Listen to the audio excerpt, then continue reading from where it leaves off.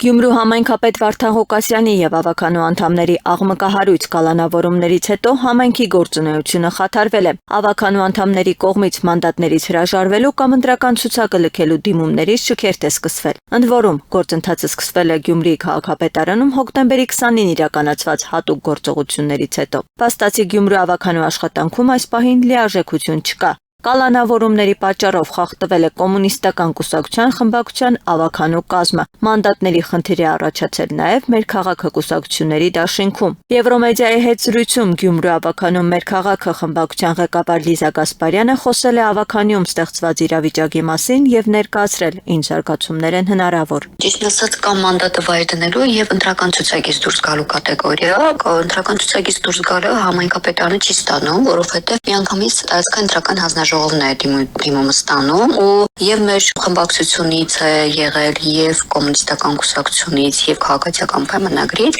այս ընթացքում դիմող մարդիկ են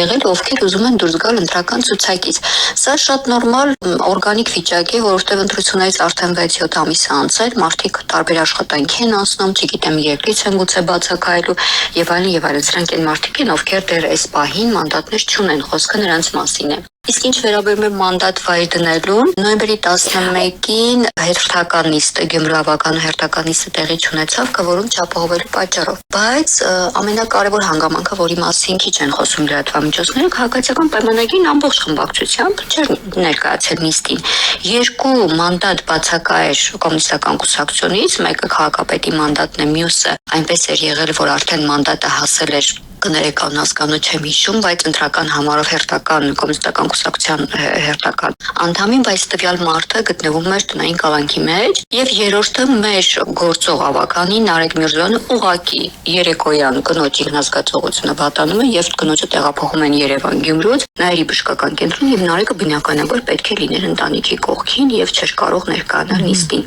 Այդ պատճառով նիստը հետաձգվեց։ Շատ այդպես սուր իրավիճակ չի, Հիմա Տիկին Գասպարյան, քանի հոգուց է դիմում ստացվել մանդատը վայր դնելու կամ ցուցակը լքելու ընդհանուր ավական անդամներից։ Տեսեք, մեզանից Նարեկ Միրզոյանը մանդատը վայր է դրել, որովհետև հենց այդ օրվա կեսին, երբ պարոն Գրիգորյանը մեր քաղաքական թիմի ղեկավարը եղավ Նայիրի բժշկական կենտրոնում, մենք եւս ուզում էինք չհասրեցինք լինել այնտեղ, որ աջակցեինք մեր ընկերոջը, այնտեղ տեղում որոշումը հայտնել էր Նարեկը, որ ուզում է մանդատը վայր դնի, որ մարդ այս ընտանիքի, չգիտեմ, անձնական հարցերով պայմանավորված նման իրավիճակ էլ չստեղծվի եւ բացի այդ նա գտել էր, որ ճիշտ է, որ հիմա ինքը իր էներգիա ժամանակը տրամադրի ընտանիքին։ Նարեկ Միրզոյանն է մեր կողմից մանդատը վայր դրել, 3 հոգի,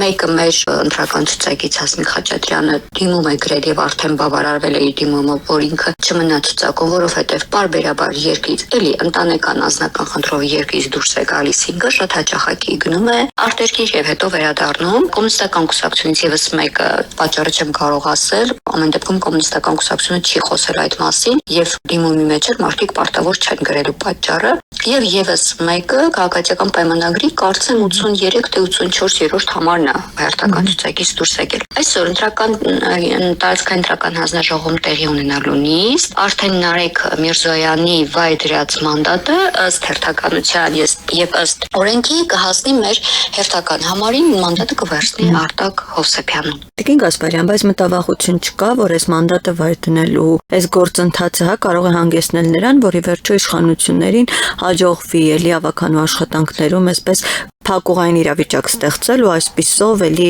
ավականու արտարտնից հրավիրեն, իրեն կընտրեն քաղաքապետ իրենց ներսից, այսինքն այս մանդատների բաշխվածությունը կարող է եւ նման խնդիր չի առաջացնել։ Տեսեք, Քրիստինա ջան, մարտի 31-ից չէ, երբ տեղի ունեցավ դիմընտրությունները, մինչև այսօր էլ այդ մտավախությունները միշտ պիտի լինեն ու սրանից հետո էլ պիտի շարունակվեն։ Այդ ընդդիմության զգոն լինելը, ուշադիր լինելը միշտ պիտի լինի, որովհետև այդ օրվանից մինչև այսօր քաղաքացիական պայմանագիրը ամեն բան անում է, ամեն գնով այդ աթոռին հասնելու, չնայած որ մինչ այսօր երբևէ Գյումրին չի ունեցել ԿՊ-ից քաղաքապետ, եւ մեզ հուշում են նաեւ այն հետագիծը, որ մյուս բոլոր քաղաքներում ինչ դեպքեր են տեղի ունենում, Գյումրին դեռ պինդ մնում է եւ դուք շատ լավ գիտեք այդ հավաքական ընդդիմության հաղթանակի մեջ մեր խմբակցության, մեր քաղաքական թիմի ղեկավար Մարտուն Գրիգորյանի որոշումը որքան կարևոր էր եւ մենք որքան թանկ ենք վճարել դրա համար, այսպես ասած։ Մտավախություն միշտ պիտի լինի, ուղղակի պետք չէ, չգիտեմ, ձեռքերը վայր գցել, հուսալքվել եւ այլն, պիտի ամեն գնով ամեն բան անենք, որ հավաքական ընդդիմությունը էլի ամուր մնա, բայց այս Այդ ոնց է կանելու, ասում ենք պետք է անենք։ Դե հենց հիմա չենք անում, Քրիստինա ջան, հիմա ոնց է, ոնց ենք հավաքագրում, ոնց են մանդատները կազմակերպվում, այս պահին էլի պարոն Ղուկասյանի մանդատի հարցը մնում է առկախ, բայց դե հենց դա է խնդրահարույց, այս պահին ոնց է գնալու այդ հարցը։ Վաղը կհիվանդանալու։ Չէ, կոնկրետ պարոն Ղուկասյանի հետ կապված եմ ասում։ Պարոն Ղուկասյանի հետ կապված ես մանդատը վայր դնելու։ Լիազորված չեմ խոսելու եւ պատասխանելու, Քրիստինա ջան, էթիկորեն էլ ճիշտ չի, որ ես պարոն Ղուկասյանի փոխարեն պատասխանեմ, դա իր իրավաբանական թիմը կամ իր թիմը առհասարակ կպատասխանի, թե ոնց է լինելու էլ ամեն դեպքում, բայց այն որ մենք բոլոր հավանական սցենարները գիտենք, թե իշխանությունը, կենտրոնական իշխանության մասն է խոսքը, բոլոր հնարավոր եւ անհնար մարդկային եւ ոչ մարդկային ժողովրդավար եւ ոչ ժողովրդավար միջոցներին դիմելու է, որ գա հասնի այդ ատորին, բայց դեռ ընդդիմությունը ամուր է, կարծում եմ դա տեսնում եք։